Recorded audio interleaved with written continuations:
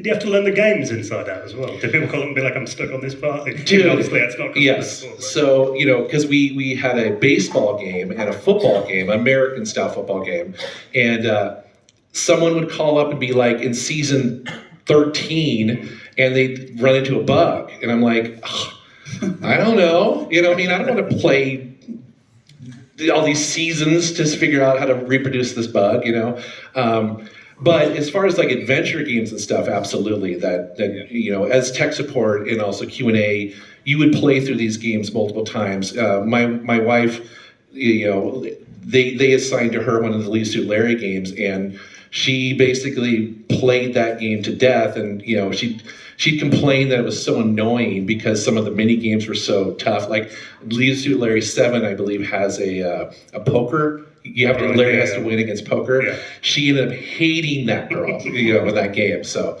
yeah, it was pretty interesting. But I'd like to know a bit more about. Cause obviously, Turrican is legendary soundtrack, and you mentioned you kind of touched upon it there. Those advanced audio techniques that you were using on the Amiga, for example, because the Amiga was only a 4-channel audio system usually. But you expanded that to 7 for games like Turrican 2. How did that work then? What was the process there? Yeah, I mentioned it briefly, but I had actually a friend and colleague in the industry, Jochen Hippel. He was an Atari ST guy and a very good programmer, and he made a emulation of what the Amiga chip was doing on the CPU in the Atari ST.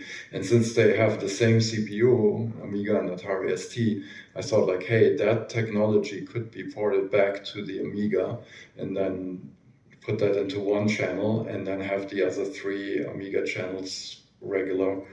So what are the considerations needed when composing for an arcade and a home game system, and are there differences? お家用のコンソールとアーケードゲームと作るときに音楽の作る差みたいだったりします。そうですね。やっぱり当時はファミコンだったんで、トラックがやっぱりすごく少ない。いっぱい使えても3音プラスノイズっていうので、アーケードはその FM 音源っていうのが使えて、スト2の頃だと8トラックプラス、ドラムとかで使える4トラックがあったので、全部で12トラックなので、やっぱりその、音の厚み、そこは作り方やっぱり結構違いがありましたね。ありがとうございます。